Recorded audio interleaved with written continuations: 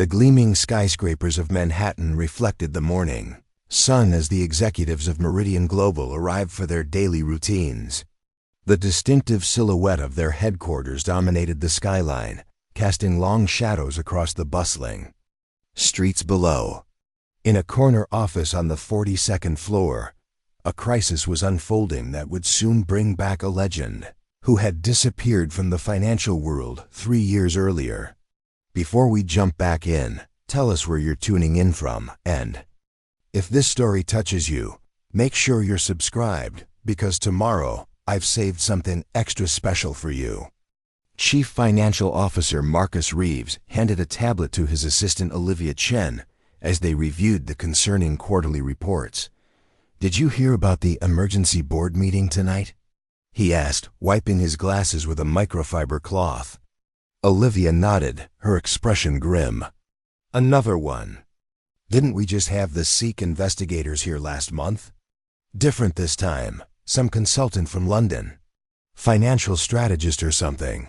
Marcus shrugged dismissively. "Probably another theory-obsessed academic who's never made a real investment decision."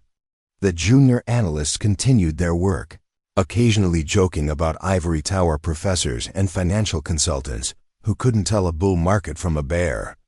Their laughter echoed through the sleek office space until the elevator doors opened, allowing the morning light to reflect off the polished chrome.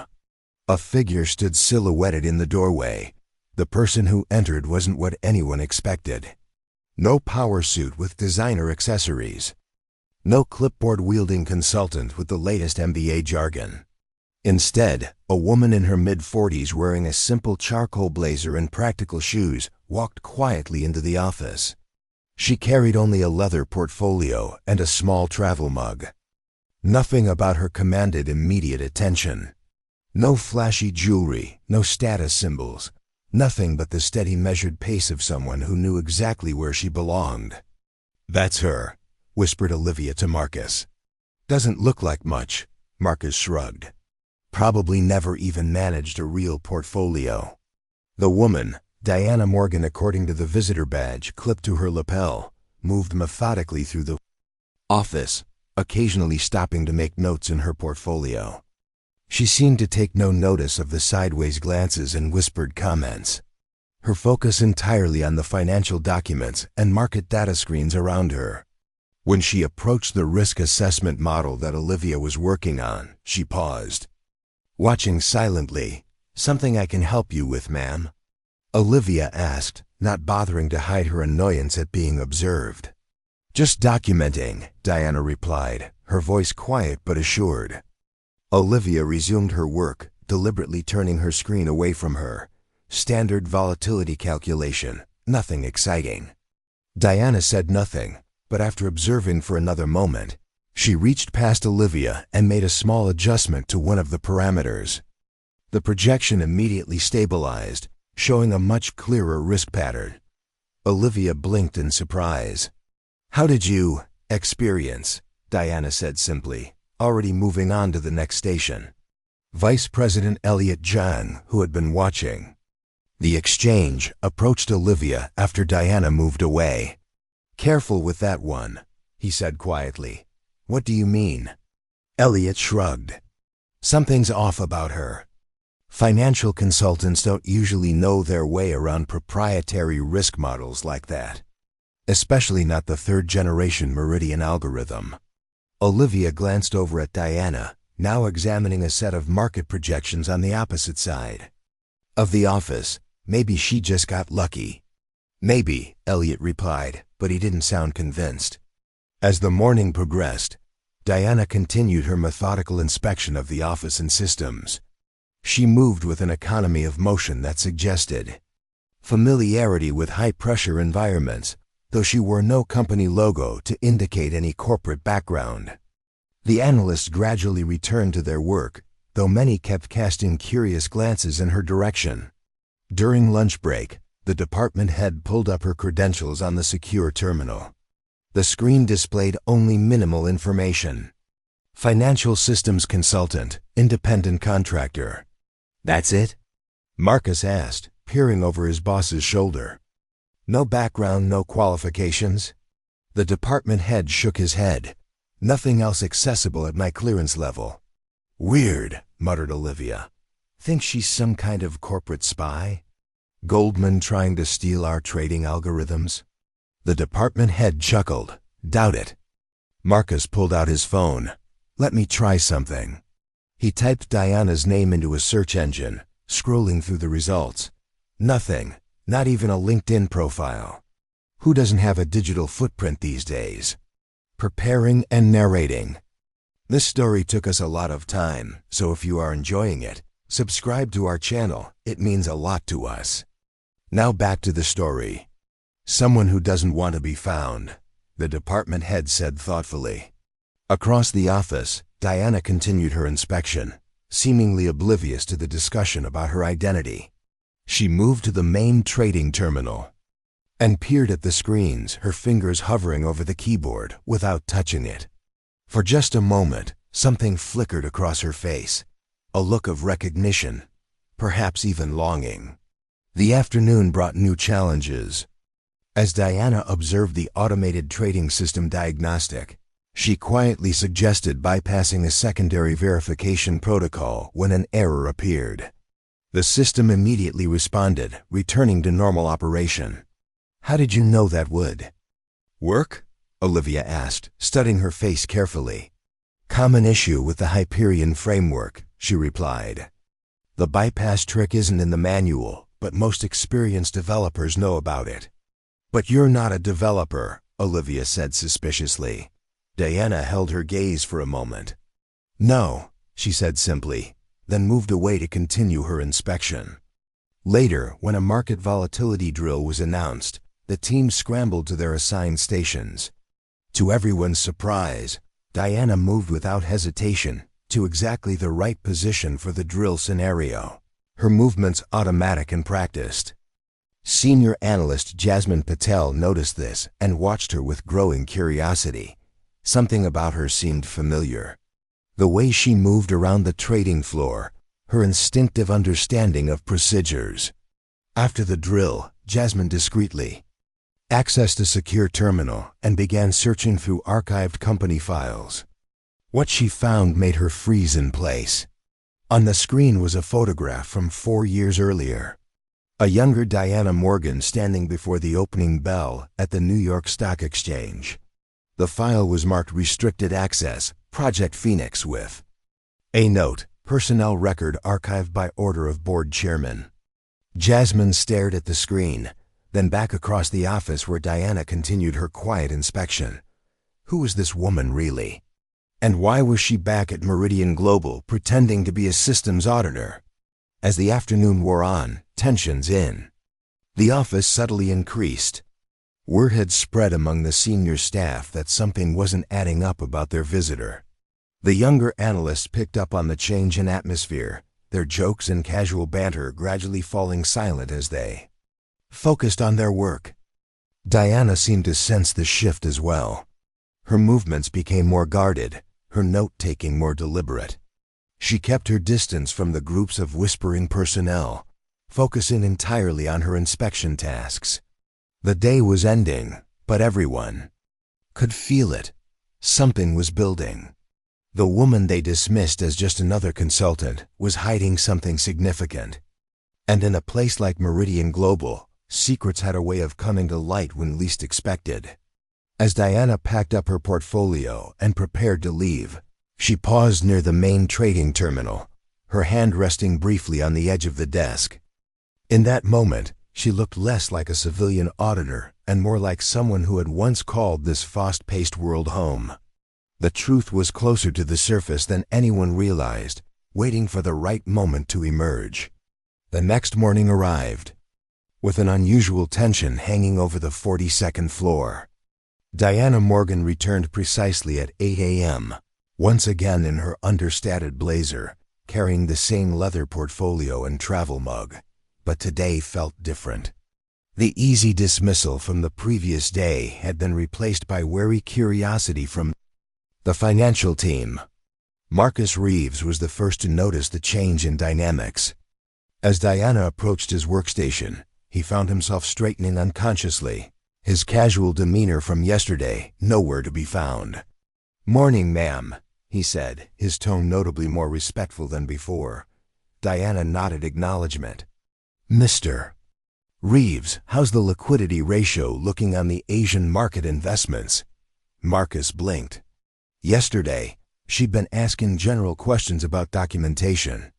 Today, she was asking about specific financial metrics that weren't in any routine. Inspection checklist. "Holding steady at 1.4 with minimal fluctuation," he replied automatically, then caught himself. "Ma'am, that information isn't typically part of a systems audit, isn't it?" Diana made a note in her portfolio. "I find liquidity indicators often reveal overall portfolio health." Across the office, Olivia Chen was having her own unsettling encounter. Diana had stopped beside her as she worked on a currency hedging strategy, but instead of simply observing, she'd begun pointing out potential improvements that weren't in any standard protocol. "The Brazilian real tends to destabilize in this configuration," she mentioned casually. "You might consider offsetting the exposure through the secondary market." Olivia paused her work, hands hovering over her keyboard. "Ma'am, respectfully, that modification isn't authorized without risk committee approval." "Of course not," Diana agreed. "I'm just noting potential efficiency improvements." But her suggestions were too specific, too knowledgeable.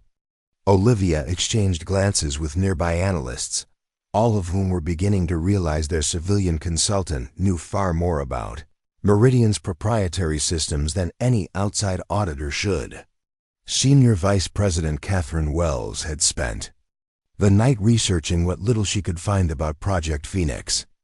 The details were still classified within the company, but she managed to piece together fragments: a market crash 4 years ago, impossible recovery, a single strategic genius who had somehow pulled off what an entire department of analysts couldn't accomplish. The strategist's identity had been scrubbed from official records afterward.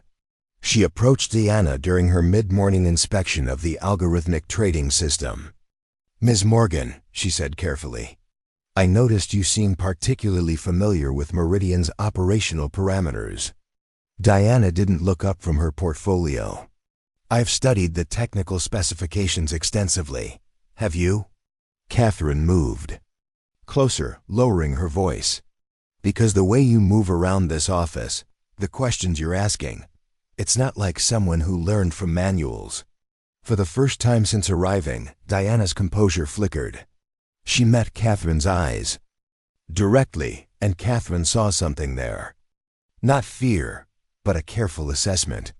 "I take my work seriously, Ms. Wells," she said finally. "I'm sure you do." Catherine nodded slowly. "It's just that in my 15 years working in financial systems, I've only seen that level of intuitive understanding from strategists who've actually built them." The words hung in the air between them. Diana resumed her work without responding, but Catherine noticed her movements had become more deliberate, more guarded. Meanwhile, Elliot Zhang had been conducting his own investigation. During lunch, he'd called a contact at the Federal Reserve, someone who owed him a favor from their graduate school days. "I need you to run a name for me," Elliot had said quietly into his phone. "Diana Morgan. Supposed to be a financial systems consultant, but something doesn't add up." The response had been immediate and troubling. "Elliot, don't ask questions about that name, and if you're smart, you'll forget you ever heard it." When Elliot returned to the office, he found Diana examining the emergency response protocols, an area that definitely wasn't part of any routine audit. "Interesting area to inspect," he commented, approaching slowly. Diana didn't seem surprised by his presence. "Contingency systems are crucial components." "They are," Elliot agreed. "But outside consultants typically don't have clearance to examine fail-safe mechanisms. Those systems are proprietary." Diana's fingers paused over her portfolio. "I have the appropriate clearances, do you?" Elliot pulled out his phone, showing her the screen. Because when I tried to verify your background, I got told to stop asking questions. In my experience, that usually means one of two things. Either you're someone very important, or you're someone who's supposed to be invisible. The afternoon brought an unexpected complication. CEO Benjamin Hargrove arrived for an unscheduled inspection, accompanied by two executives Diana didn't recognize. Their presence immediately changed the atmosphere in the office. "Where's our systems auditor?" Hargrove asked Catherine Wells. "Over by the trading station, sir," Catherine replied. Gesturing toward Diana, Hargrove studied Diana from across the office, his expression unreadable. "How long has she been here?" "This is her second day, sir. Yesterday she seemed like a routine consultant, but today," Catherine hesitated. "Today she's asking questions and making observations that suggest extensive operational knowledge of our proprietary systems." One of the executives with Hargrove, a stern-faced woman with legal department credentials, spoke quietly. "Sir, we should speak with her directly." As the group approached, Diana seemed to sense their presence. She looked up from her portfolio, and for just a moment her professional mask slipped. The expression that crossed her face was one of recognition, followed immediately by resignation. "Ms. Morgan," Hargrove called out, "could we have a word?" Diana straightened, suddenly looking less like a contractor and more like executive personnel. "Of course, Mr. Hargrove." The entire office seemed to hold its breath as the group moved to a more private area near the conference room. Through the glass walls, the analysts could see an intense conversation taking place, but couldn't make out the words. "Think she's in trouble?" Olivia moved closer to Marcus. "I think," Marcus said slowly, "we're about to find out who she really is." Inside the conference room, CEO Hargrove was studying a classified file on his tablet. "Diana Morgan," he read aloud. "Formerly our Chief Strategy Officer, officially retired as of 3 years ago." Diana stood with perfect posture, her civilian facade completely dropped. "Sir, the question is," Hargrove continued, "what is my retired CSO doing conducting systems audits at my company?" The legal executive leaned forward. "Ms. Morgan, your record shows you took early retirement after the 2021 market crisis. Your farewell reception was attended by over 200 employees. The strategist Diana Morgan retired that day," Diana replied carefully. "What remained was classified too highly to continue existing officially." Hargrove nodded grimly. "And now you're back, hiding in plain sight as a consultant. The question is why?" Through the conference room glass, the office staff watched the tense meeting. Whatever was being discussed, it was clear their mysterious auditor wasn't who she'd claimed to be. Olivia turned to the senior analysts. "Anyone want to explain what's happening?" Catherine Wells, who had been quietly listening to urgent messages on her phone, suddenly straightened. "Everyone back to work," she commanded. "Now!" But it was too late. The office alert system activated, urgent tones filling the space. "Emergency." Notifications began flashing on screens as the internal communication system crackled to life. "Attention all senior staff. Code Crimson. Repeat. Code Crimson. All department heads report to stations immediately." In the conference room, Diana's head snapped up at the sound. Through the glass, the analysts could see her posture change completely. No longer a contractor or even a regular executive, but someone responding to a crisis with the instincts of a seasoned financial warrior. CEO Hargrove was receiving updates through his earpiece. "We have a massive security breach in our Asian trading platform," he said grimly. "Client funds are being redirected through a sophisticated attack vector, but our security team is locked out of the system." Diana stepped forward. "Sir, request permission to—" "You're officially retired, Ms. Morgan," the legal executive interrupted. "You can't access secure systems during an active breach."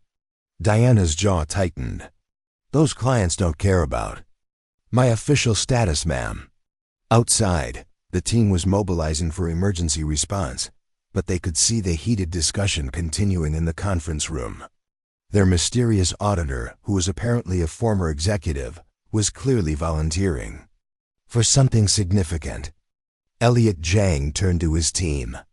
"I don't know who she really is," he said quietly, "but I'm starting to think we're about to find out why they called her the Phoenix." The emergency was escalating, and everyone could sense that the carefully maintained fiction of Diana Morgan's identity was about to be shattered completely. The heated discussion in the conference room continued as emergency protocols activated throughout the building. Through the glass, the analysts could see Diana's posture becoming increasingly tense as CEO Hargrove spoke rapidly into his earpiece. The legal executive kept shaking her head, clearly opposing whatever Diana was proposing. Outside, the situation was deteriorating rapidly.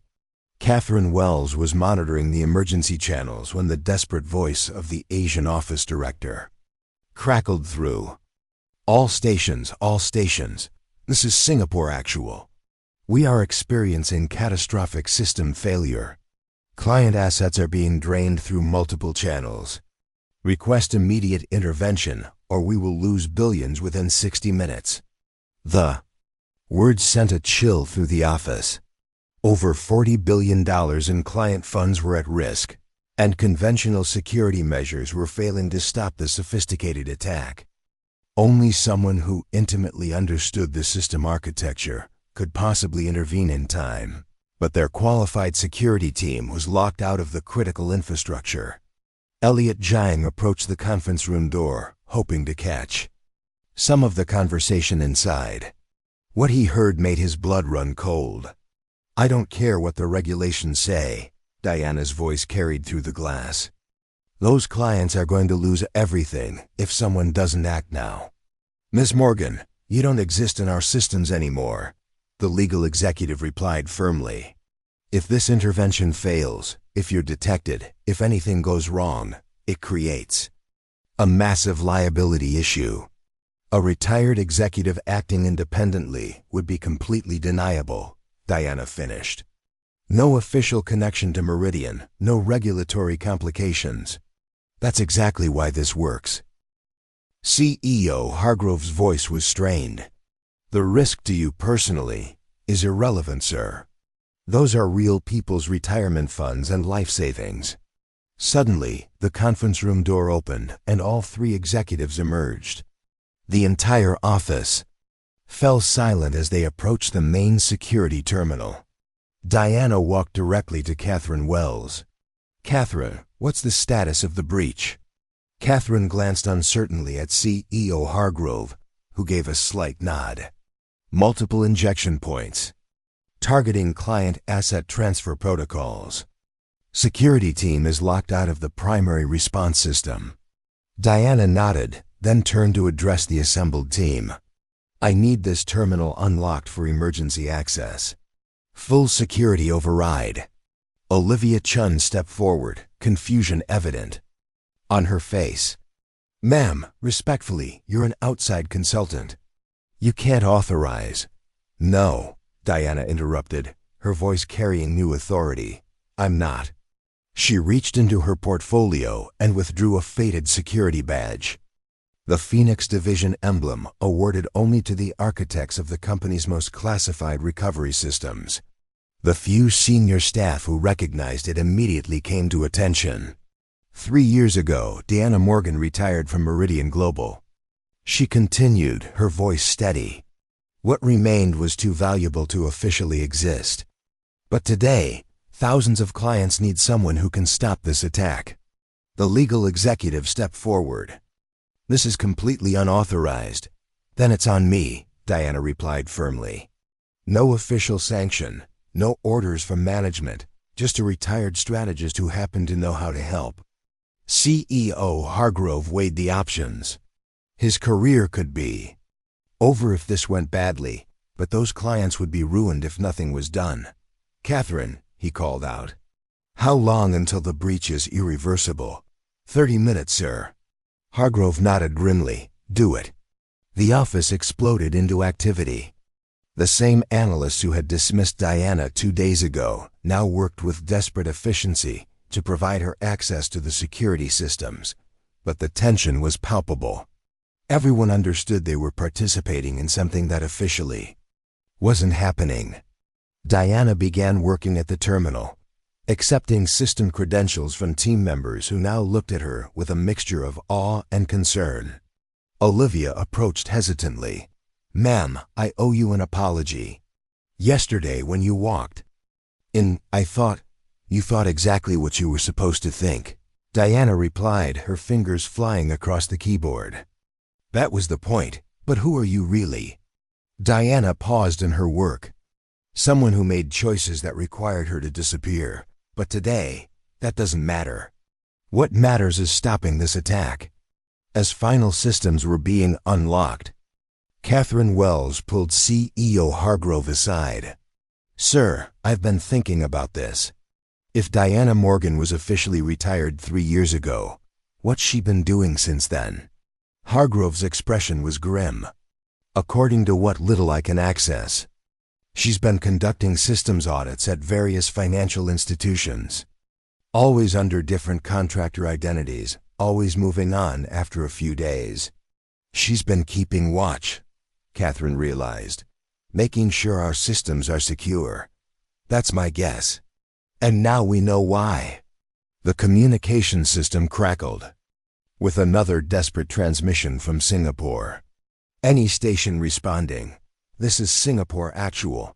Breach is accelerated. Client asset drainage increasing. If anyone is coming, we need them now." Diana finished accessing the security systems and turned to face the assembled team. For a moment, the careful mask she'd worn for 2 days was completely gone. Standing before them was a financial strategist, scarred by whatever had happened 3 years ago, but ready to risk everything again. "Catherine," she called out. "System status?" "Terminal unlocked and ready. Full access to security architecture." Diana nodded, then surprised everyone by taking a moment to address the team.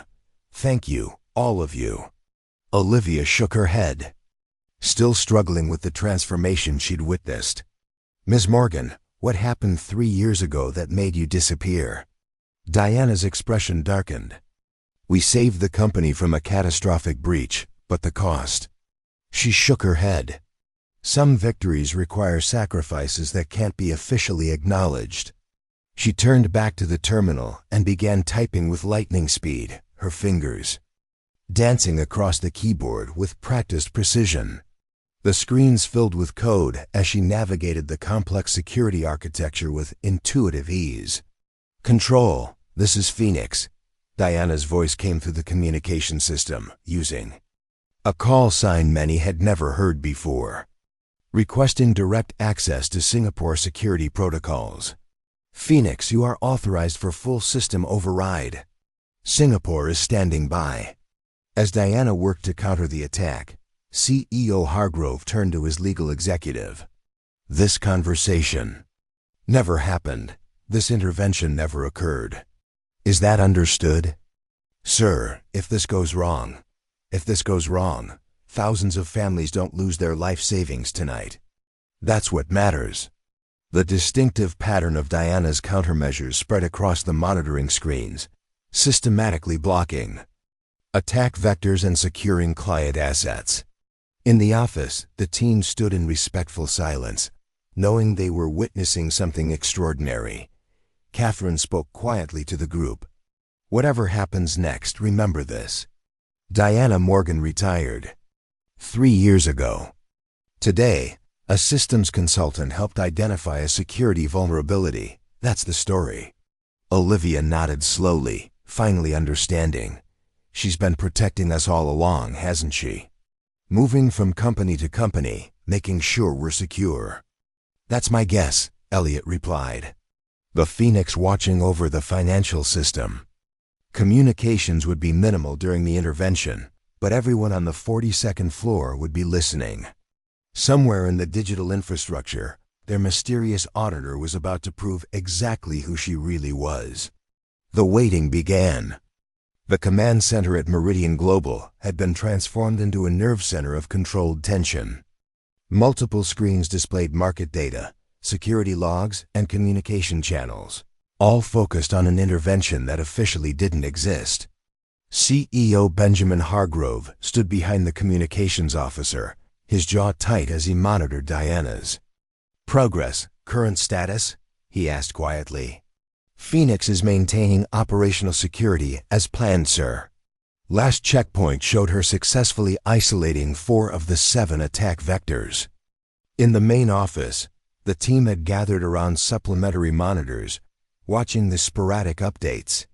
The Singapore situation was deteriorating rapidly. Their last transmission had been particularly desperate. Any station. Any station. Attack. Protocols have adapted to standard countermeasures. Asset drainage accelerating.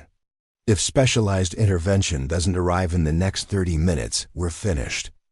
Catherine Wells adjusted the communication frequency, hoping to catch any update from Diana.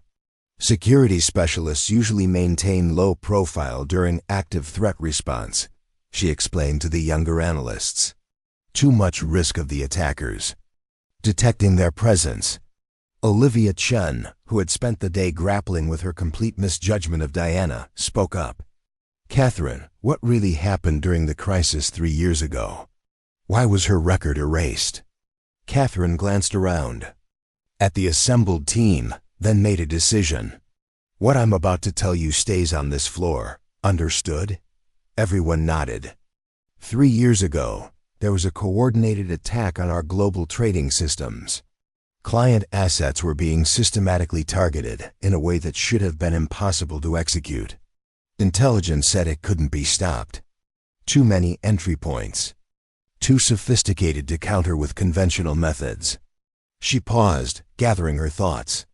Deanna Morgan volunteered for a solo intervention.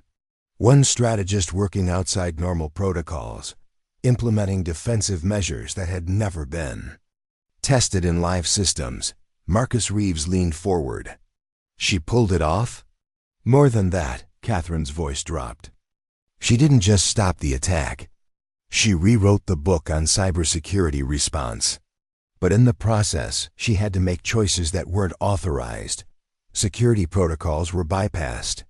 Systems were modified in ways that weren't approved by the regulatory bodies. Meaning she saved every client's assets, but the regulatory fallout would have been catastrophic if it came to light. So the board made her disappear. Official early retirement. Sealed records. Elliot Jiang nodded grimly. And unofficially? Unofficially, they gave her a new identity and turned her loose to do what she does best. Keep our financial systems and clients safe from the impossible attacks. The communication system crackled with static. Then Diana's voice came through, calm and professional. Control. This is Phoenix. I've identified the primary attack signature. Singapore frequency. Please confirm your current status. The response was immediate and tense. Phoenix, this is Singapore actual. We've got system failure cascading through secondary firewalls. Whatever you're planning, we need it now. Roger, Singapore actual. I have visual on your system architecture. Implementing countermeasures now. In the command center, CEO Hargrove gripped the back of a chair. This was the moment of truth. Either Diana would pull off another miracle, or they would lose billions in client assets. Meanwhile, thousands of miles away, Diana was threading through the complex digital architecture at a speed that would have been considered impossible for most security specialists. The attack vectors were screaming warnings, but she trusted her instincts more than the automated alerts. The attack pattern appeared before her on multiple screens. She could see the Singapore security system, marked by failing defensive protocols and the approaching attack vectors glowing red-hot against the secure zones. Singapore actual. I have eyes on hostile penetration points. Isolating targets now. The sophisticated security countermeasures locked onto each attack vector in sequence. Diana's fingers moved over the specialized controls with practiced precision. Singapore actual, defenses active, security coverage engaging. Diana completed. The final isolation sequence.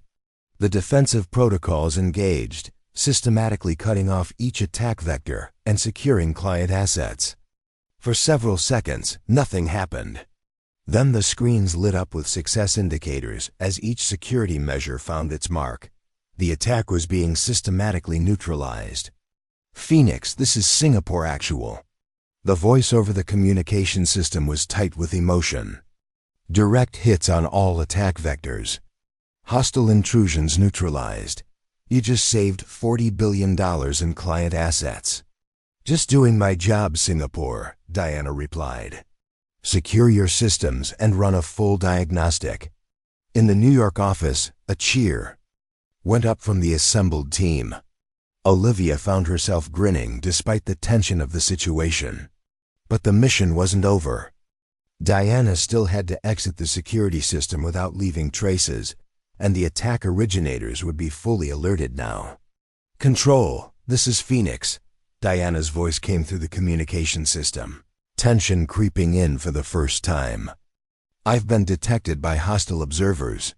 Taking evasive action. The celebration in the office died instantly. Everyone knew that being detected meant sophisticated attackers could be tracking Diana's digital signature. CEO Hargrove pressed his earpiece. Phoenix, we have no additional firewalls available to assist. You're on your own. Understood, Control. Going dark. The communication system went silent. For the next hour, there would be no way to know if Diana had escaped detection or been digitally compromised. The waiting was agonizing. Catherine turned to her team. That's what real strategists do, she said quietly. They accept impossible missions and somehow make them possible. Think she'd make it out cleanly? Olivia asked. Elliot was studying the security logs on a computer terminal. If anyone can, it's her. The Phoenix didn't get that nickname by accident. As the hours passed, tension in both the office and command center reached painful levels. The Singapore assets had been successfully secured, but there was still no word from Diana. Then just before market close, the communication system crackled to life. Meridian Control, this is Phoenix requesting system exit clearance. The relief was palpable. Diana had done it again. Completed an impossible intervention and made it out safely. Phoenix, you are cleared for immediate system exit. Security teams are standing by as precaution. Negative on security teams, Control. Digital signature is clean. Standard exit protocol. 20 minutes later, Diana emerged from the secure room, looking exhausted but composed. She handed her access credentials to Catherine Wells. Systems secured, she reported. No residual vulnerabilities to note. CEO Hargrove approached with several senior executives. Outstanding work, Ms. Morgan. Those clients owe you their financial futures. Diana simply nodded. They were doing their part by trusting us, sir. I was doing mine. As the markets closed for the day, Diana gathered her few belongings. The mission was complete, but everyone understood that her time here was ending. She couldn't stay. Too many questions would be asked. Too much attention drawn to someone who was supposed to be invisible. Olivia approached her one final time. Ms. Morgan, will we see you again? Diana offered a slight smile. You'll never see me coming, Olivia, but when you need me most, I'll be there. She walked toward the elevator, then paused and turned back to the assembled team. Take care of each other and take care of these systems. You never know when someone might need to save them. With that, she stepped into the elevator and was gone, disappearing once more into the anonymity that had protected her for 3 years. The team stood in respectful silence, watching until the doors closed. They had witnessed something extraordinary. The return of a legend who had never really left, just remained hidden in plain sight, ready for the moment when impossible became necessary. The Phoenix had risen again, and thousands of families would never know how close they had come to financial ruin, or who had saved their life savings in the darkness of cyberspace. 3 weeks after Diana's dramatic intervention, Meridian Global had settled back into its routine operations. But the story of the mysterious financial consultant had taken on a life of its own. Despite orders to maintain secrecy, word had spread through the elite financial community. Analysts and security specialists from other institutions were calling with questions, trying to verify if the legend they'd heard was true. CEO Hargrove found himself fielding increasingly uncomfortable inquiries from regulatory officials who had somehow caught wind of the unauthorized intervention. In his office, he reviewed the carefully sanitized incident report for the dozenth time, ensuring every detail supported the official fiction. "Sir," his assistant knocked on the door. "Treasury Secretary Palmer is online for you. She says it's about the systems audit incident." Hargrove's stomach dropped. The Treasury Secretary was not someone who called about routine matters. "Mr. Hargrove," the Secretary's voice was carefully neutral when Hargrove picked up. "I understand. You had an interesting visitor recently." "Madam Secretary, I'm not sure what you're referring to." "A financial systems consultant who happened to be qualified to stop sophisticated cyber attacks. Come now, Benjamin. I may be new to this position, but I'm not naive." Hargrove closed his eyes. "Madam Secretary, I can neither confirm nor deny." "Relax, Benjamin. You did the right thing. Those clients' assets are secure because you made an executive decision. But we need to talk about the bigger picture." Meanwhile, at the 42nd floor, the team was dealing with their own complications. A group of regulatory investigators had arrived that morning asking pointed questions about the consultant who had been present during the emergency. Catherine Wells faced the lead investigator, Director Chen, across a small table in the conference room. "So this Diana Morgan," Chen consulted his notes. "She was here for how long?" "2 days, sir. Routine systems audit." "And during the emergency, she just left?" Catherine kept her expression neutral. "Yes, sir. I assume she didn't want to interfere with crisis operations." Chun studied Catherine's face carefully.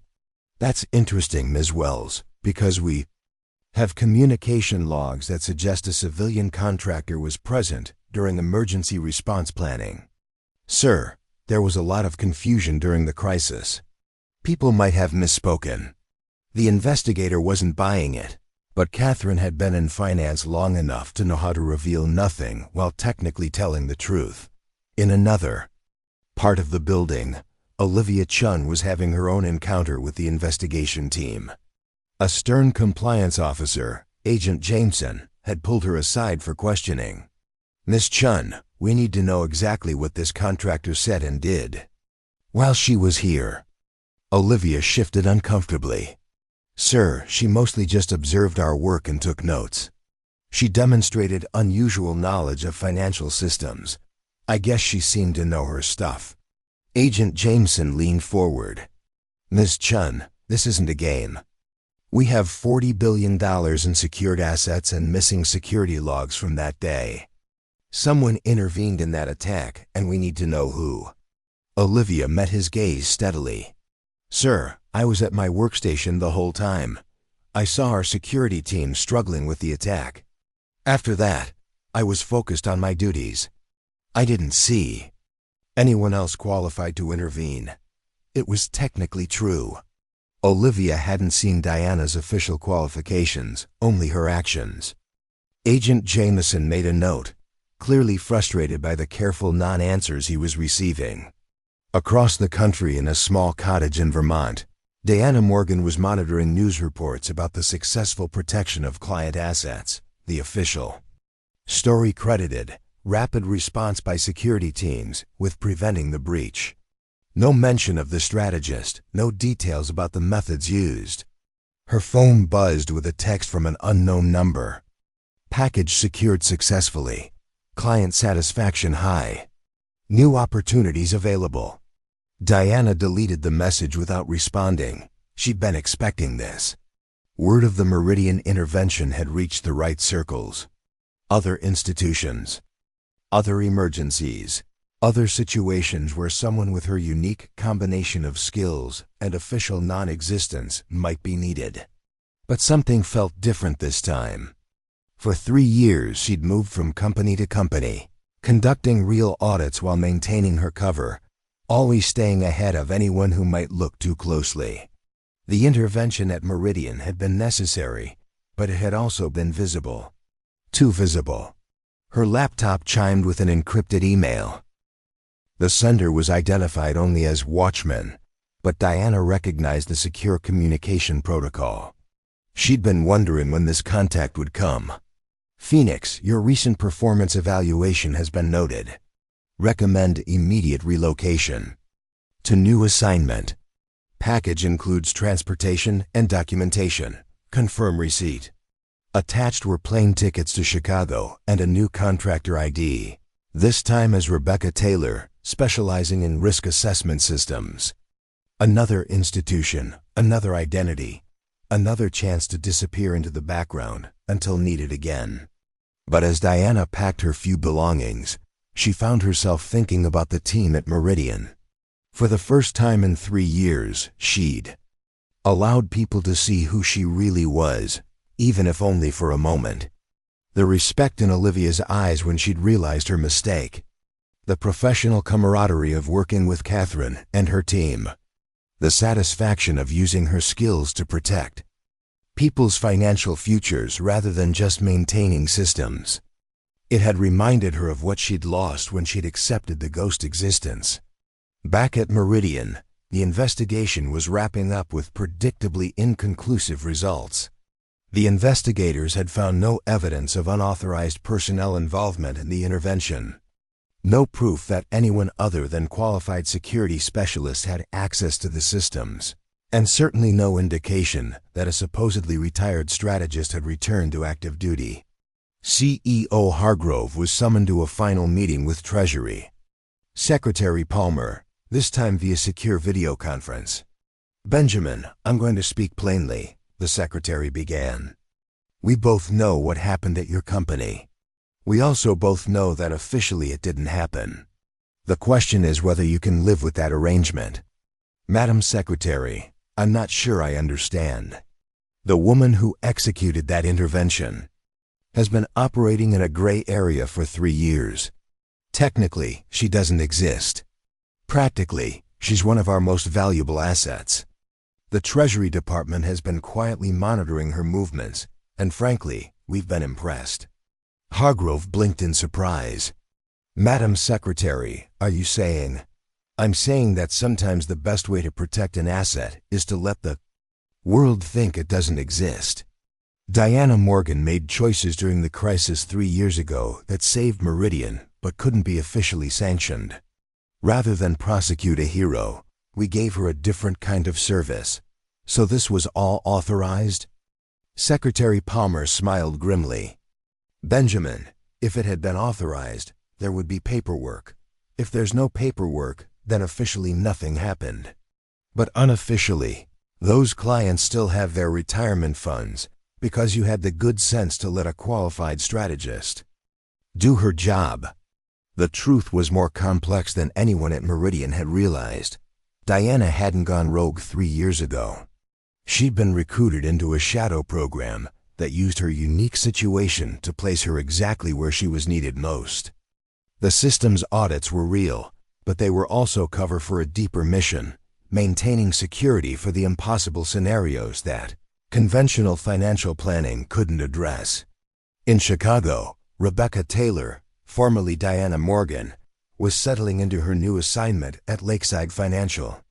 The derivatives trading platforms there presented different challenges than Meridian systems, but the principle was the same: ensure the financial infrastructure was ready when markets needed to be protected. Her new supervisor director, Wilson, briefed her on the facility. We've got a good team here, Miss Taylor, professional, dedicated. They take their work seriously. That's exactly what I like to hear, Director. As she toured the massive trading floor filled with analysts and traders, Diana noticed the same dynamic she'd seen everywhere: teams who were competent but had never been tested in truly impossible circumstances. They were good at their jobs, but they didn't know how good they could be when everything was on the line. Her phone buzzed with another encrypted message: new assignment parameters. Maintain cover. Conduct standard audits. Prepare for potential market volatility intervention. System readiness critical. Diana smiled slightly. Somewhere another group of investors might soon find themselves in an impossible situation. And when they did, they wouldn't know that their salvation was being prepared by a woman who officially didn't exist, working with teams who didn't know they were training to save financial futures. The Phoenix was ready to rise again whenever and wherever she was needed. At Meridian, life had returned to normal, but the legend remained. New personnel would occasionally ask about the mysterious consultant who'd been there during the incident, but the answers were always the same: just a routine systems audit, nothing unusual to report. But in quiet moments, when the office was empty except for the glowing monitors of the trading system, the veteran team members would sometimes pause and remember. They'd witnessed something extraordinary, the brief return of a legend who lived in the shadows, protecting those who protected others. And they knew that somewhere out there, she was still watching, still ready, still ensuring that when the impossible became necessary, someone would be prepared to make it possible. The investigation was closed, the files were sealed, and officially, nothing had ever happened. But thousands of families still had their life savings, and that was the only truth that really mattered. 6 months after the Meridian incident, the shadow network that Diana operated within was facing its own crisis. In a secure conference room buried 3 levels beneath the Treasury Department, Secretary Palmer sat across from FBI Cybersecurity Director James Donovan, reviewing a troubling intelligence report. "Our Phoenix asset has been compromised," Donovan said, sliding a classified folder across the table. "Foreign intelligence services are starting to connect the dots." Palmer opened the file, revealing surveillance photos of Diana at various financial institutions over the past 3 years. The images were grainy, taken from long distances, but they clearly showed the same person at companies where impossible interventions had subsequently been carried out. "How bad is it?" Palmer asked. "Bad enough. They haven't identified her yet, but they know someone is moving through our financial system. Someone with capabilities that don't officially exist." Meanwhile, at Lakeside Financial in Chicago, Diana was conducting what appeared to be a routine inspection of a derivatives trading platform. But Director Wilson had noticed something troubling about their contractor. She kept checking her phone, and her usual focused demeanor seemed strained. "Everything all right, Miss Taylor?" Wilson asked during a break. "Just fine, Director." "How's the failover redundancy holding on the Asian market connection?" It was a deflection, and Wilson knew it. Over 6 months of working together, he'd come to respect Rebecca Taylor's expertise, but he'd also noticed that she sometimes seemed to know things that weren't in any manual. Today felt different, like she was expecting bad news. "Diana's encrypted." Phone buzzed with a priority message. "Watchman to Phoenix. Immediate extraction recommended. Your pattern has been identified by hostile intelligence. Extraction team inbound to your location." Diana closed her eyes briefly. After 3 years of careful movement, someone had finally put together enough pieces to see the bigger picture. The question was whether they knew who she really was, or just that she existed. She typed back, "Pattern confirmed. Request 24-hour delay for mission-critical assessment." The response was immediate. "Negative. Extraction non-negotiable. Report to designated coordinates in 2 hours." But Diana had noticed something during her inspection that morning. Signs that Lakeside was about to become much more important than anyone realized.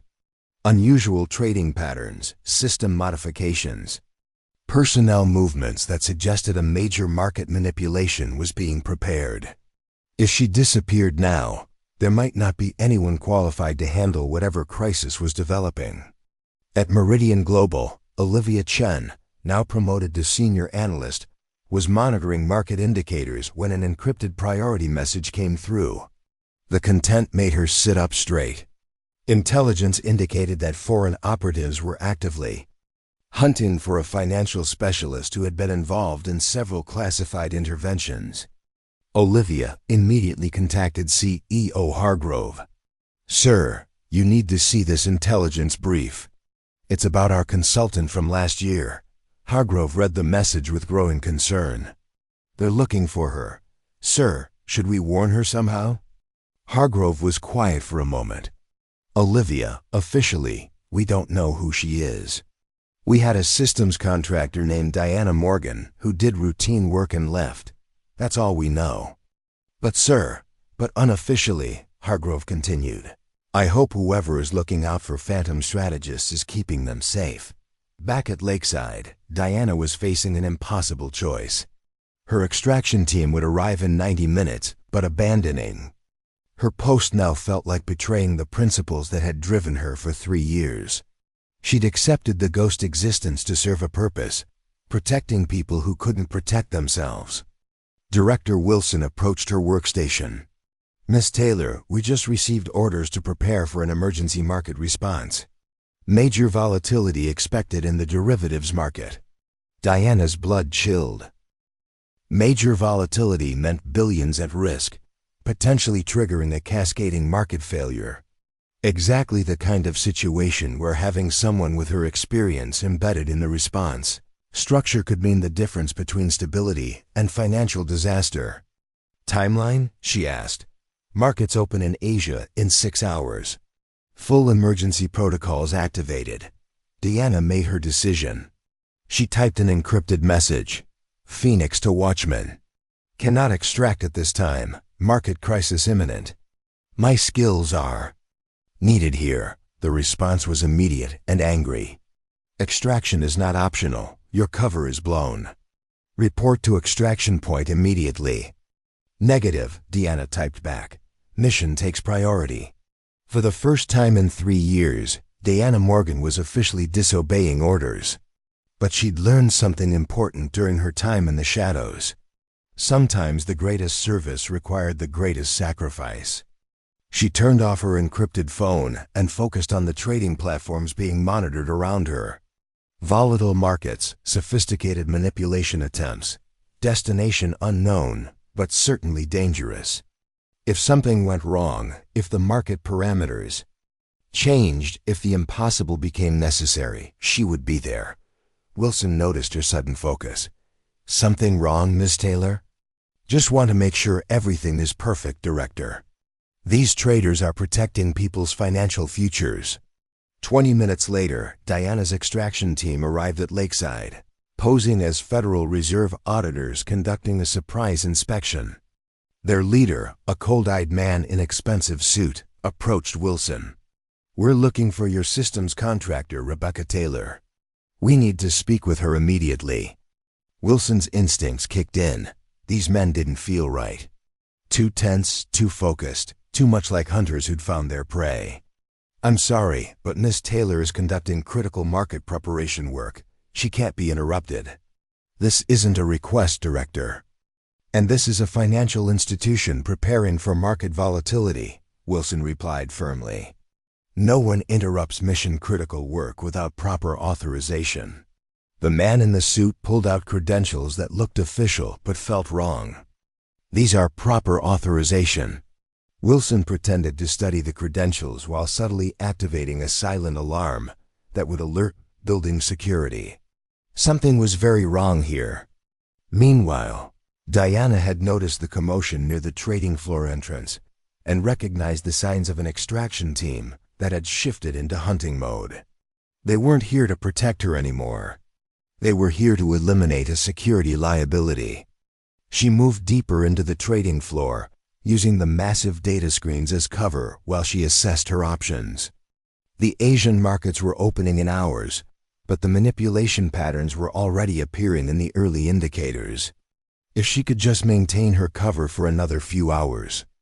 Her commercial phone rang, the one not supposed to exist in Rebecca Taylor's identity. Only one person had that number. "Olivia," she answered quietly. "Ms. Morgan, wherever you are, you need to know there are foreign intelligence operatives actively hunting for you. But there's also something else. We're monitoring chatter about a planned market manipulation tonight, targeting derivatives markets." Diana closed her eyes. The situation she was monitoring wasn't just dangerous, it was coordinated. And she was the only person in position to do anything about it. "Olivia, I need you to contact CEO Hargrove immediately. Tell him the Phoenix says check the trading patterns on international derivatives. Someone is positioning for a massive artificial crash. Ms. Morgan, are you safe?" Diana looked across the trading floor at the extraction team that was now systematically searching for her. "Define safe, Olivia." She ended the call and made another impossible decision. The extraction team thought they were hunting a rogue financial asset. The foreign operatives were looking for a phantom strategist. But what they were all about to discover was something much more dangerous. A woman who had spent 3 years preparing for exactly this kind of market attack. Diana Morgan had accepted disappearance once to serve her country. Tonight she might have to accept it again. But first, she had market stability to protect and a manipulation to expose. The Phoenix was about to become visible one final time. The trading floor at Lakeside Financial had become a battlefield of wills and hidden identities. Diana moved between the massive data terminals, staying ahead of the extraction team that was systematically searching for her. She disabled the facility's external communications to prevent them from calling for backup, but that also meant she was cut off from any support. Director Wilson was becoming increasingly suspicious of the Federal Reserve auditors. Their behavior, their questions, their obvious familiarity with tactical movement rather than regulatory procedures. Everything pointed to them being something other than what they claimed. "Sir," he said to the team leader, "I'm going to need you to wait in the visitor area while I contact my supervising regulator." "That won't be necessary, Director," the man replied, his hand moving subtly toward his concealed weapon. "We just need to locate Ms. Taylor for a routine security briefing."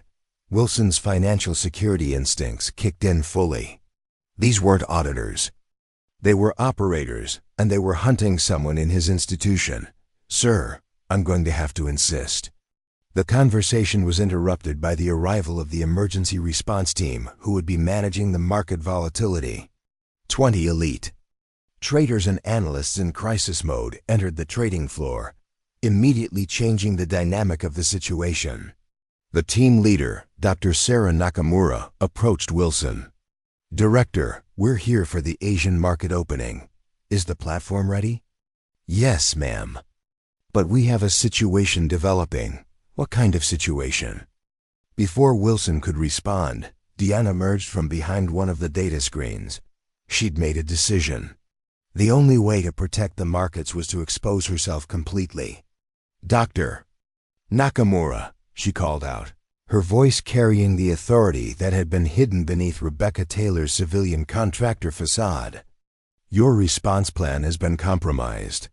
There's a coordinated manipulation in your derivatives tracking." Nakamura turned, studying Diana carefully. "And you are?" "Someone who's been watching your markets for longer than you know." The extraction team leader stepped forward aggressively. "Doctor, that woman is a security risk. We need to take her into custody immediately."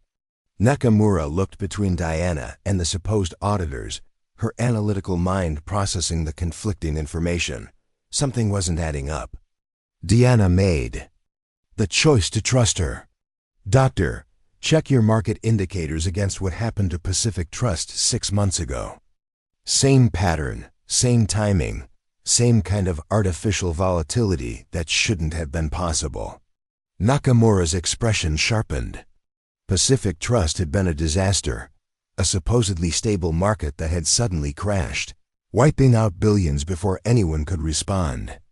Only quick thinking and superior trading had prevented it from becoming a market-wide catastrophe.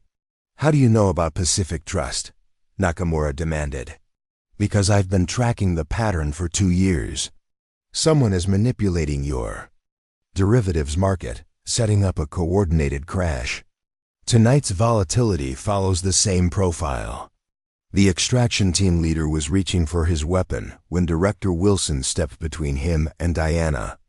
"Sir, I'm going to need to see some actual credentials, the kind that can be verified through official channels." It was the moment everything changed. The extraction team leader, realizing that their cover was blown and their mission was failing, made a fatal decision. He drew his weapon, pointing it at Wilson. "Step aside, Director, now." The trading floor erupted into controlled chaos. The security team immediately took defensive positions. Diana dove behind the nearest trading desk, her mind racing through tactical options. Dr. Nakamura's voice cut through the tension. "Lower your weapons immediately. Identify yourselves. We're Treasury Security conducting a classified operation," the team leader said, but his authority was evaporating rapidly. "If you're Treasury Security," Nakamura replied coldly, "then you know that threatening financial personnel during active market operations is a federal offense." Diana realized this was her moment. She stepped out from cover, hands visible but ready. "Dr. Nakamura, my name is Diana Morgan, former Chief Strategy Officer at Meridian Global, officially retired, currently operating under classified assignment. These men are not Treasury Security. They're here to eliminate a witness to 3 years of unauthorized market interventions." Nakamura studied her face, then spoke into her communication device. "Building security to trading floor, priority 1. We have hostile personnel on site." The extraction team leader made his final mistake. He shifted his weapon toward Diana. And that was all the provocation the security team needed. In seconds, the threat was neutralized with the precise efficiency that made them elite. As building security secured the scene, Diana approached Dr. Nakamura. "Doctor, you need to shut down your derivatives platform immediately. The market indicators are compromised. Based on what evidence?" Diana pulled up the market data on the nearest terminal, showing the communication log she'd been monitoring. The same signature trading patterns that preceded Pacific Trust, Fidelity Global, and 3 other manipulated crashes. Someone with high-level access had been positioning for a massive artificial market collapse. These trading patterns came from Victor Crane, Global Securities Division, Diana finished. "He's been feeding false indicators to trigger selling algorithms for at least 2 years. The weight of the revelation settled over the group. Crane had been responsible for market analysis on dozens of major platforms, any one of which could have been compromised. Why should we trust you?" Nakamura asked. Diana looked around the trading floor at the faces watching her. Director Wilson, who'd protected her despite not knowing who she really was. The emergency response team who'd risked themselves to defend market stability. The support staff who'd just witnessed their carefully ordered world turned upside down. "Because 3 years ago, I made a choice to disappear rather than let political convenience override what was right.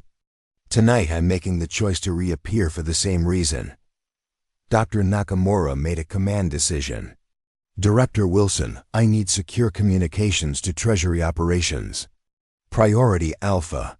We're shutting down derivatives trading and initiating a counter-manipulation investigation."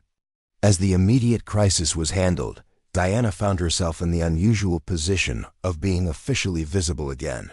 The ghost existence was over. Too many people knew. Too much had been exposed. CEO Hargrove arrived at Lakeside within 6 hours, having flown directly from New York when he'd received word about the incident. "Ms. Morgan," he said when they finally spoke privately, "it's time to come in from the cold." Diana nodded slowly. "What about the program, the shadow operations?" "There will always be a need for people who can do the impossible, but maybe it's time to do it officially again." And the consequences? The regulatory violations? Hargrove smiled. Diana, you just prevented a market collapse and exposed a financial terrorist. I think the Treasury is prepared to officially forget about ancient history in exchange for current heroism. As dawn broke over Chicago's financial district, Diana Morgan stood in professional attire for the first time in 3 years. The Phoenix emblem was back on her security badge, but this time it was accompanied by official clearance levels and a new assignment: market stability operations with a mandate to prevent exactly the kind of manipulation she'd been tracking. Director Wilson approached as she prepared to leave. "Ms. Morgan, will we see you again?" Diana smiled. "Director, this time when I show up, you'll know exactly who I am." The derivatives manipulation was successfully prevented with clean market data. Victor Crane was arrested for financial terrorism, and countless investors who would have lost everything instead maintained their financial stability. But more importantly, Diana Morgan was no longer a ghost. She was back where she belonged, serving officially, protecting people who protected others, and proving that sometimes the greatest heroes are the ones who choose to disappear so others can prosper. The Phoenix had finally come home. 1 month later, Lakeside Financial partnered with Meridian Global to host an unprecedented financial security summit. The event had been classified until the morning it occurred, but now the story of the Phoenix was finally being told officially. Olivia Chen, now the senior risk analyst on duty, supervised the final preparations with quiet pride. The trading platforms gleamed under the conference lights, their capabilities meticulously explained by a team that had never forgotten the night their mysterious contractor had saved the financial markets. CEO Hargrove stood at the podium reviewing his remarks one final time. After a month of classified hearings, congressional briefings, and Treasury reviews, the decision had been made to reveal the truth about the shadow operations program and about the strategist who had made it work. "Nervous, sir?" Olivia asked as she approached. Hargrove smiled. "A little. It's not every day you get to officially resurrect someone from the dead." At the back of the conference hall, Director Wilson from Lakeside had arrived with several members of his team.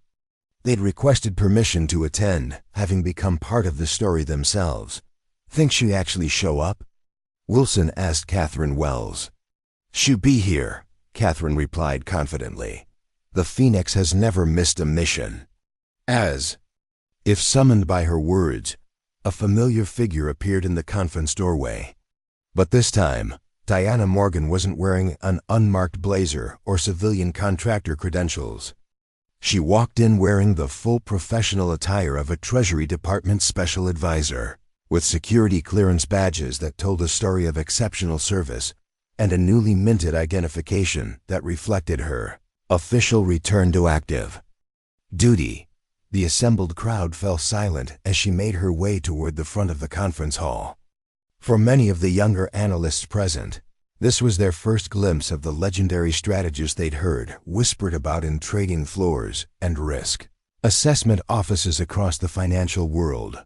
Treasury Secretary Palmer, who had flown in personally for the ceremony, stepped forward to greet her. "Special Advisor Morgan," she said formally, then smiled. "It's good to have you back officially." "Thank you, Madam Secretary. It's good to be back." CEO Hargrove called the conference to order. "Ladies and gentlemen, today we honor not just an exceptional financial strategist, but a model of what it means to serve with integrity, even when that service cannot be recognized." He paused, looking directly at Diana. 3 years ago, Diana Morgan was officially retired during a financial crisis.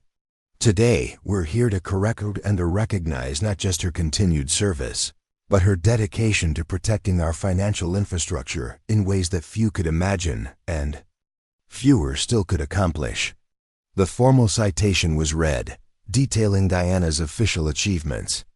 Her exceptional performance during the original crisis, her successful deep cover operations maintaining financial stability across multiple institutions, her prevention of the lakeside manipulation, and her instrumental role in exposing the market. Terrorism that had cost investors billions. But for Diana, the most meaningful moment came when CEO Hargrove called forward the team from Meridian Global. "Special Advisor Morgan," he said. "These professionals worked beside you when you were officially just a contractor. They've requested the honor of presenting you with something." Catherine Wells stepped forward carrying a carefully framed document. Not just any document, but the original strategy plan that Diana had created during her time at Meridian. The one that had saved the company during the original crisis. "Ma'am," Catherine said formally, "from all of us who've had the honor of serving with the Phoenix." As Diana accepted the frame, Olivia spoke up from the assembled team. "Ma'am, we just want you to know we never doubted you were exactly who you needed to be when you needed to be it." The emotion in the conference hall was palpable. This wasn't just a corporate event. It was a family reunion. Secretary Palmer took the podium for the final remarks. "Special Advisor Morgan will be assuming leadership of the newly formed Market Stability Division. Her mission will be to ensure that when our financial systems face the impossible, someone is prepared to make it possible." After the formal ceremony, Diana found herself surrounded by well-wishers and colleagues. But she noticed someone standing quietly by the conference displays, a young investor she didn't recognize. She approached him. "Mr. Patterson," she read from his name badge. "Yes, ma'am. I just wanted to say thank you. My parents' retirement fund was with Pacific Trust.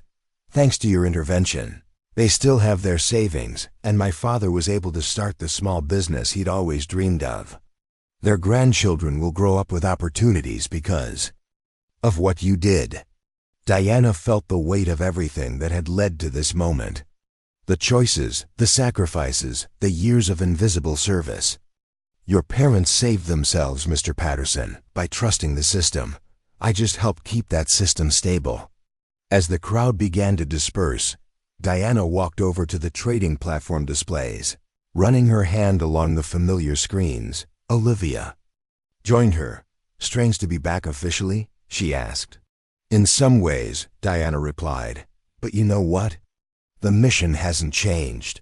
Protect the systems, protect the investors, and be ready when the impossible becomes necessary." "And now?" Olivia prompted. Diana smiled, looking around the conference hall at the faces of people who had become more than colleagues. They'd become proof that service and sacrifice were recognized, even when they couldn't be acknowledged. "Now I get to do it all officially, with backup, with support, and with the best financial teams in the world." Director Wilson approached with a tablet.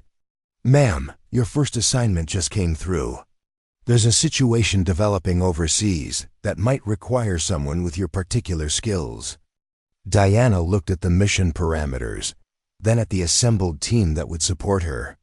For 3 years she'd worked alone, invisible, and officially non-existent. Now she had something she'd almost forgotten, a team. "Well then," she said, her voice carrying the quiet confidence that had made her a legend, "let's get to work." As the conference lights dimmed and the crowd departed, the financial system stood ready once again. But this time, when the impossible became necessary, the Phoenix wouldn't have to fly alone. Diana Morgan was officially back, and the markets would never be the same. 1 year later, the gleaming conference hall at the Treasury Department was buzzing with activity as dignitaries, financial leaders, and select media representatives gathered for an unprecedented economic security briefing. The event marked the anniversary of the Market Stability Division's formation, but the significance ran much deeper than a mere ceremonial date. Olivia Chen, now Deputy Director of Risk Assessment at Meridian Global, moved confidently through the crowd, greeting colleagues from institutions around the world. The past year had transformed her from a skeptical analyst into a key architect of the new financial security framework that was revolutionizing global markets. "Quite a turnout," remarked Director Wilson, who had flown in from Chicago for the occasion. Hard to believe it's been a year since that night at Lakeside. Olivia nodded, her eyes scanning the room. Have you seen her yet? No, but that's not surprising. Even now that she's official, Diana still knows how to make an entrance. On the main stage, Treasury Secretary Palmer was reviewing her presentation one final time. The briefing today would reveal previously classified information about financial threats that had been neutralized over the past decade, threats the public had never known existed. It was a carefully calculated move to build confidence in the system while simultaneously warning potential manipulators that someone was watching. "Ready, Madam Secretary?" asked her Chief of Staff. Palmer nodded. It's time the world understood just how close we've come to financial catastrophe and who's been protecting them all along. At the back of the hall, CEO Hargrove from Meridian Global was deep in conversation with financial leaders from 3 continents. The Market Stability Division's success had elevated his company's reputation to unprecedented heights, with Meridian now recognized as the pioneering institution that had harbored the legendary Phoenix during her darkest days. The key was trusting her instincts, Hargrove was explaining, even when they contradicted conventional wisdom. Sometimes the most valuable asset is the person who sees what everyone else has missed. But how did you know she wasn't just another rogue operator? Asked the president of the European Central Bank. In my experience, people who operate outside the rules eventually become the problem. That's the difference, said a quiet voice behind them. I never operated outside the rules. I just recognized when the rules needed to evolve. Diana Morgan stood there, elegant in a tailored suit that managed to be both professional and commanding. The Phoenix emblem was now officially incorporated into her division's insignia, visible on the small pin on her lapel. But more striking was the calm authority she projected, no longer a ghost moving through shadows, but a leader standing in the light. Special Advisor Morgan, Hargrove smiled. Perfect timing as always. The audience took their seats as Secretary Palmer approached the podium. The lights dimmed slightly, focusing attention on the stage where digital displays showed market indicators from around the world, all stable, all secure, all protected by systems that Diana had helped design. Ladies and gentlemen, Palmer began, we gather today not just to mark an anniversary, but to acknowledge a fundamental truth. Financial security is national security. Market stability is global stability. And both require guardians who understand that sometimes the most important work happens in the shadows. The screens behind her shifted to show data from historical market crashes minus 2008, 2000, 1987, alongside several dates that few in the audience recognized. Dates when disasters had been averted, catastrophes prevented, stability maintained. Against all odds. What you're seeing are moments when our global financial system faced extinction-level threats. Some you know about. Others were neutralized before they could manifest. Today, we're acknowledging both the threats and the heroes who confronted them. Diana sat quietly in the front row, her expression composed despite becoming the subtle focus of the presentation. This was more than recognition. It was vindication of the path she had chosen 3 years ago, and the sacrifices that had come with it.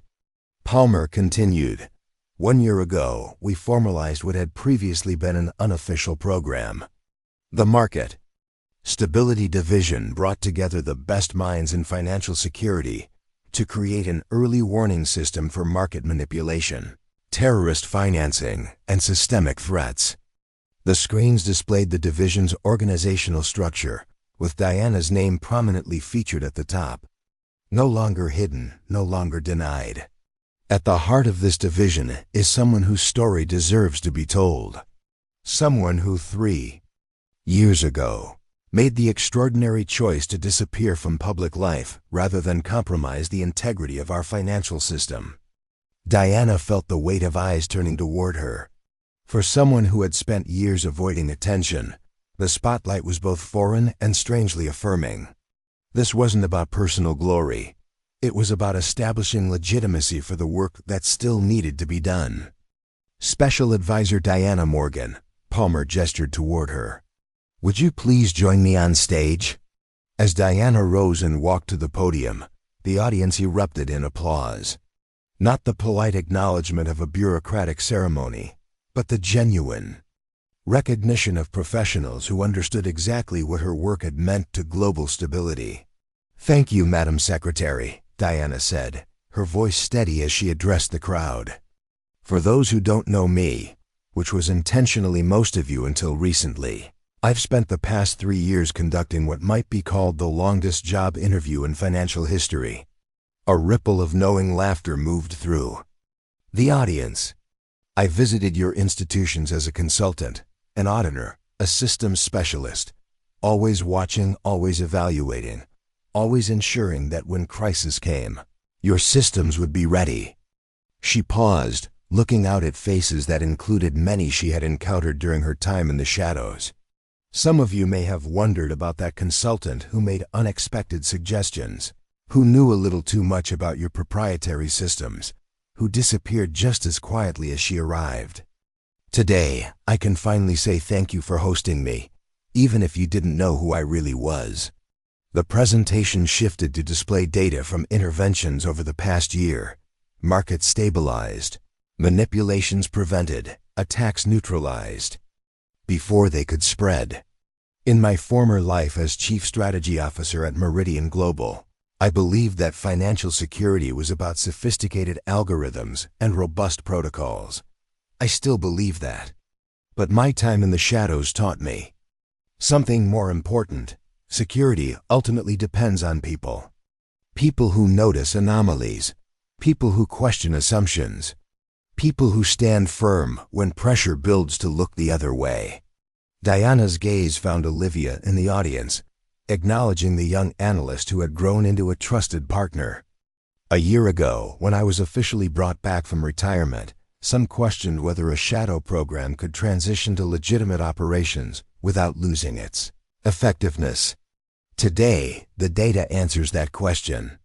Our division has prevented 12 major market manipulations, identified 27 coordinated attack vectors, and maintained stability through 3 global economic shocks. The screens filled with economic indicators showing unexpected stability despite global tensions, a testament to invisible hands, guiding markets away from panic and toward rational response. But numbers don't tell the whole story. The true measure of our success isn't just what we've prevented, but what we've enabled. Behind every stable market are families building savings, entrepreneurs launching businesses, workers planning secure retirements. Real people whose lives continue uninterrupted because someone was watching over the financial systems they depend on. Diana stepped away from the prepared remarks, speaking now from personal conviction. When I accepted unofficial retirement 3 years ago, I thought I was sacrificing my identity to serve a greater purpose. What I discovered instead was my true calling. Sometimes disappearing isn't about becoming less, it's about becoming essential in ways that can't be acknowledged. A murmur of appreciation moved through the audience. For the financial elite gathered there, this resonated with their own often unrecognized work safeguarding global prosperity. Today, as we formalize this division and acknowledge its mission publicly, we're not changing the work. We're simply bringing it into the light where it can inspire others to recognize that financial security isn't just about protecting money, it's about protecting possibility. As Diana concluded her remarks, Secretary Palmer returned to the podium. Ladies and gentlemen, today we're announcing the expansion of the Market Stability Division into a global initiative. Financial institutions from 27 countries have committed to the framework developed under Special Advisor Morgan's leadership. The announcement triggered another round of applause, but Diana's attention was caught by a subtle movement at the back of the hall. As the conversations continued, Diana noticed Olivia speaking with a group of young analysts, clearly inspiring them with her journey from skeptic to believer. The transformation wasn't just Diana's. It had rippled through the entire financial community, creating new pathways for talent and innovation. Later, in a quiet moment, Diana's former handler approached her. James Sullivan had been the architect of her shadow existence, the one who had created the infrastructure that allowed her to disappear while continuing her work. "Congratulations, Phoenix," he said quietly. "Not many operators successfully transition from the shadows to the spotlight." "It wasn't my choice," Diana replied, "but it might have been the right one anyway." Sullivan nodded. "The program was always meant to be temporary, a way to keep your skills in play until the political winds shifted. I just never expected it would become the template for a global security framework." "Neither did I," Diana admitted. "But there's something powerful about bringing the shadows into the light. It legitimizes the work without compromising its effectiveness." "And you?" Sullivan asked. "How are you adjusting to being visible again?" Diana considered the question. "It's strange having people recognize me, acknowledge me, remember me from meeting to meeting. But there's also a freedom in it, the ability to build relationships rather than just making brief interventions and disappearing. The eternal dilemma of our work," Sullivan mused. "Effectiveness often requires invisibility, but impact requires visibility." Across the room, Secretary Palmer was deep in conversation with international regulators, laying the groundwork for the expanded initiative. The Phoenix model would soon be replicated globally, with financial security specialists embedded throughout the system, watching for threats and ensuring stability. "What happens now?" Diana asked. "With the shadow program exposed, do we lose that capability?" Sullivan smiled slightly. "Diana, you of all people should know, for every program that comes into the light, another moves deeper into the shadows. The work continues, just with different operators." The implication was clear.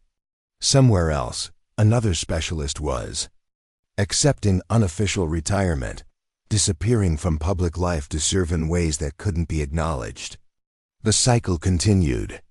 As the evening progressed, Diana found herself standing with CEO Hargrove, looking out over the Washington skyline from the Treasury Department's balcony. "Did you ever imagine we'd end up here?" Hargrove asked. "When you walked into our office as a contractor that day?" Diana shook her head. "I expected to conduct my audit and leave, just like the dozens of other institutions I'd visited. But then the emergency happened, and choices had to be made. The best leaders are revealed in crisis," Hargrove observed. "You showed us who you really were when everything was falling apart. I just did what was necessary." "That's precisely my point." Hargrove turned to face her directly. "Most people do what's expected. A few do what's possible. You've always done what's necessary, regardless of personal cost." Inside, the reception was winding down. The financial elite were returning to their institutions, carrying with them a new understanding of the invisible infrastructure that protected global markets.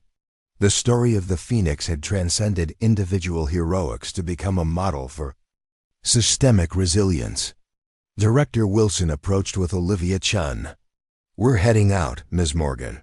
Flights to catch, markets to monitor." Dana smiled. "Thank you both for coming. It meant a lot to have you here." "We wouldn't have missed it," Olivia replied. "Seeing the Phoenix officially rise, that's a once-in-a-lifetime event." After they departed, Diana found herself momentarily alone, watching the constellation of lights across the capital city. Each light represented lives being lived, dreams being pursued, futures being planned, all possible because of stable financial systems that most people never thought about. Secretary Palmer joined her on the balcony. "Penny for your thoughts." "Special advisor." "I was just thinking about visibility and invisibility," Diana replied. "For 3 years, my work was invisible but impactful. Now it's visible, but the true impact still remains largely unseen by the public." Palmer nodded. "That's the nature of preventive work.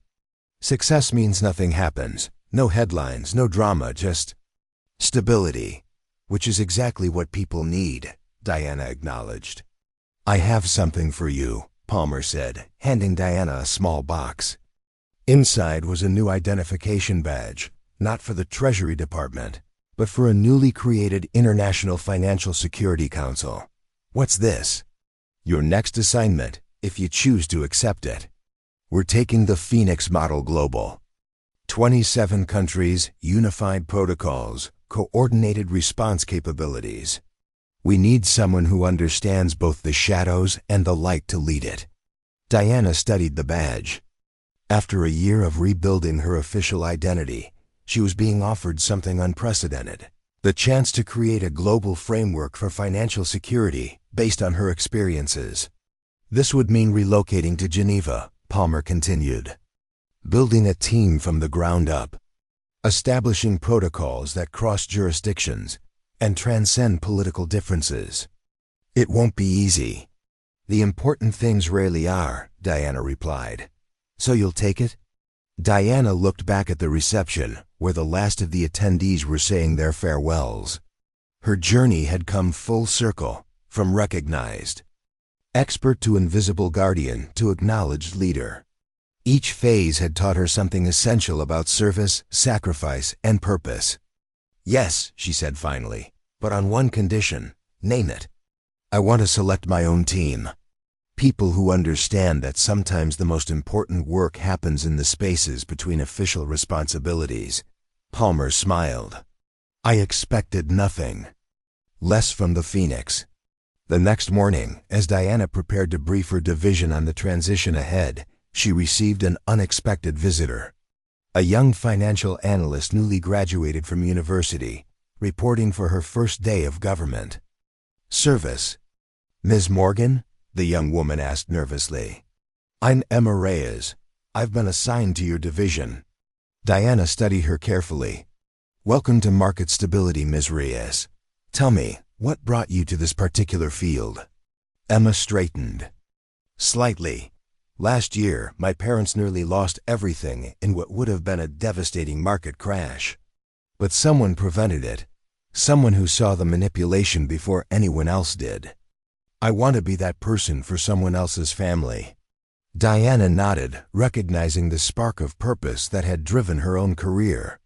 The work we do isn't always visible, Ms. Reyes. Sometimes success means no one ever knows how close they came to disaster. I understand that, ma'am. Do you? Diana challenged gently. It means accepting that your greatest achievements may never be celebrated. Your most critical insights might be attributed to others, and your sacrifices could remain unacknowledged for years, if ever. Emma met her gaze steadily. With respect, Ms. Morgan, recognition isn't why I'm here. I'm here because stability matters. Because ordinary people deserve financial systems they can trust, even if they never know who's protecting that trust.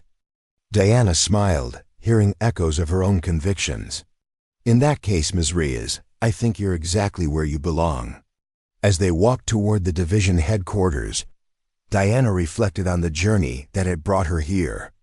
3 years in the shadows had taught her that invisibility had power, the power to move unnoticed, to observe without interference, to act without constraints.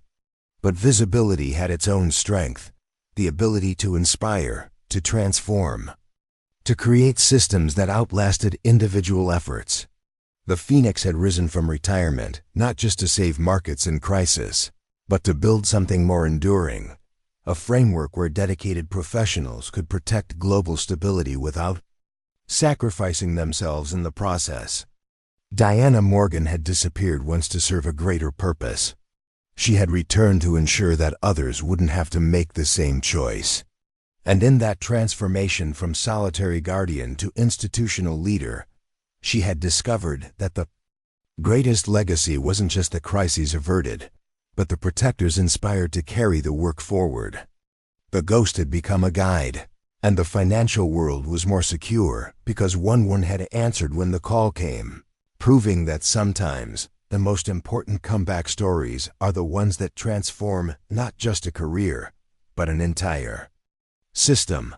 As Diana introduced Emma to the division team, she knew with certainty that whatever challenges lay ahead in Geneva, she would face them in the light, supported by professionals who understood that true security came not from hiding in shadows, but from standing firmly between threats and the people who depended on stability, visible or not.